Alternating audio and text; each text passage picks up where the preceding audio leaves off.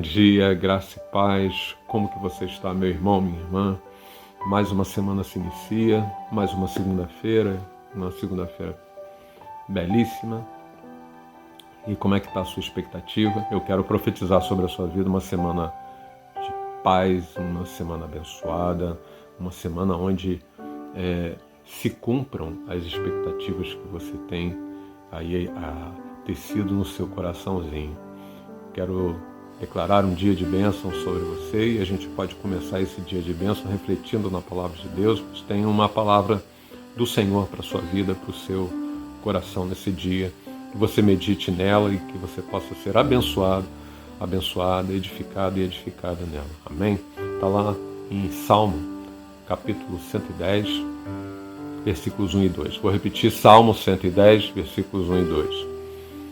Então, um salmo de Davi, onde ele diz assim: Disse o Senhor ao meu Senhor, assenta-te à minha direita, até que eu ponha os teus inimigos por escabelo dos teus pés. Algumas versões diz estrado dos seus pés.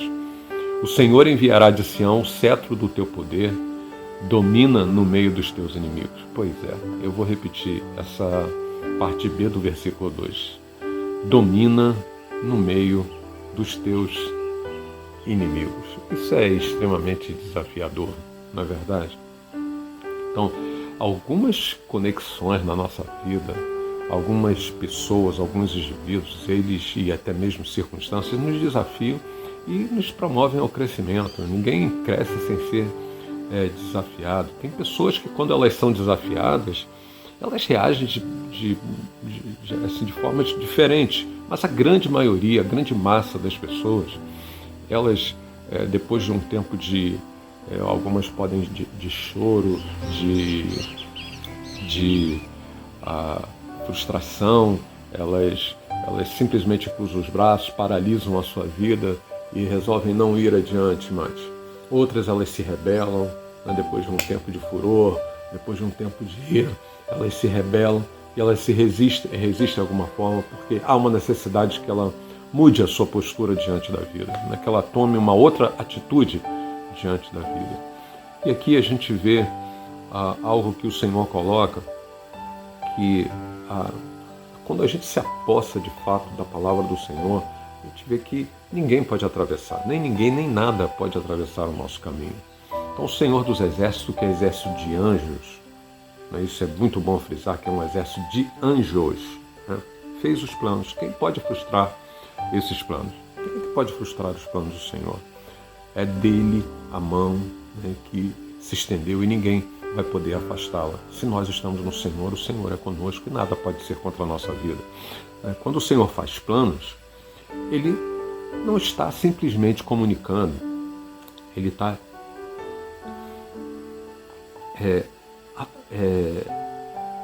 advertindo, avisando de algo, né? Ele está criando. Quem é que pode frustrar os planos de Deus? Quem é que pode frustrar os planos do Senhor? Quem? Ninguém pode frustrar os planos do Senhor. Então, descobrir o nosso lugar nos planos de Deus, nos planos do Senhor, do Eterno na nossa vida, né? E aqui está dizendo que quem se colocar no seu caminho vai pagar um preço alto. É isso que ele está dizendo, né? Quem se colocar no caminho dos planos do Senhor na sua vida, ele destrói. Não é simplesmente destruir pessoas, não é isso que a palavra está dizendo. Ele simplesmente elimina as condições adversas, sejam elas quais forem, né, quando nós estamos de fato fazendo os nossos planos, os planos de vida no Senhor, construindo no Senhor. No sábado nós tivemos uma palavra e vamos continuar ainda nessa semana falando sobre reconstrução, sobre construir, sobre principalmente o livro de Neemias, mas vamos usar outros textos da Bíblia que falam a possibilidade de reconstrução de algo que se encontra em ruínas. Então eu quero dizer para você nessa manhã, levante-se, né, e coloque todos os teus planos no Senhor. Não faça simplesmente planos para você. E eu quero esclarecer isso aqui para você nessa manhã e que essa palavra ela seja uma palavra norteadora já para essa semana que se inicia. Então, descobrir o nosso lugar nos planos de Deus é fundamental para a nossa vida. Né? Quem que pode frustrar os planos de Deus? Então, esse é o propósito do Deus dos exércitos. Quem pode impedi-lo? Sua mão já está estendida, quem pode fazê-la recuar? Então, a gente vê que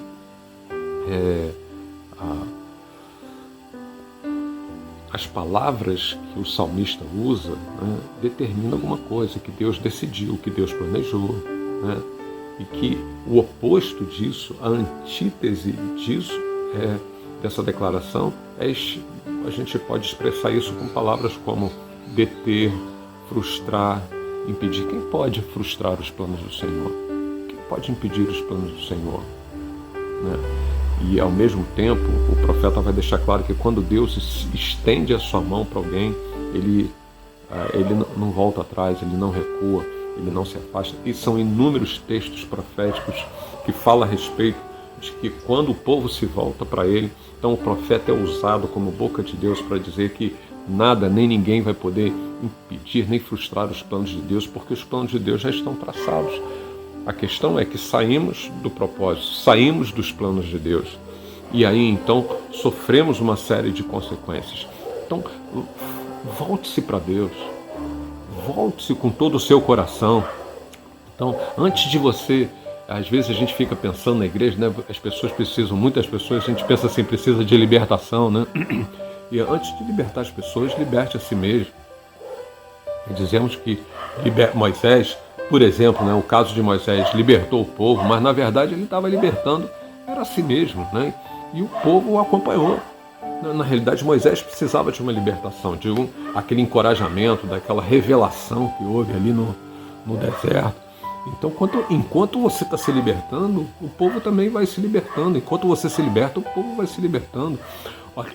Aquilo que você lidera, seja no ministério, seja pessoas, né, as coisas vão acontecendo. Então, é sempre concomitante, é sempre paralelo. A gente não tem que ficar pronto para poder fazer as coisas. Então, o que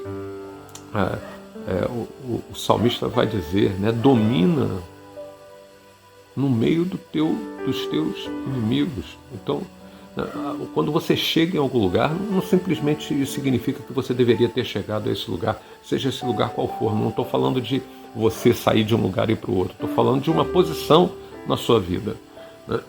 Porque muitas vezes as consequências disso, quando você chegou, elas são pagas no caminho de volta.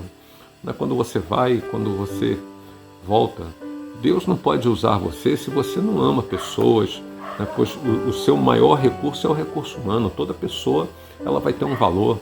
A gente não precisa sair descartando pessoas e circunstâncias na nossa vida. Entenda isso como desafios para o seu crescimento.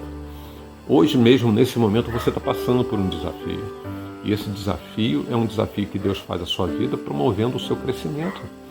Aceite o desafio da mudança, aceite o desafio do crescimento. Então, às vezes algumas coisas que a gente escuta, né? Minha avó ela é semi-analfabeta da roça, e assim ela vinha com aqueles conceitos da roça, de coisas muito simples, né? Coisas muito humildes, mas de uma profundidade tremenda, né? Eu lembro que quando ela era criança, ela dizia essa coisa, essa situação, né? Porque eu contava a história, né? Porque meu filho, porque um jumento te deu um coice, né, que você vai cortar a pata dele fora, né? O que era normal numa situação de roça, de fazenda, né? Então, às vezes o jumento ele escoicer, se você não estiver ligado ali, aquilo pega em você, te machuca, pode até te levar para o hospital, né? Mas você não corta a pata dele, porque num outro momento ele vai ser útil para você, né? Em algum momento, nem que seja para puxar carroça.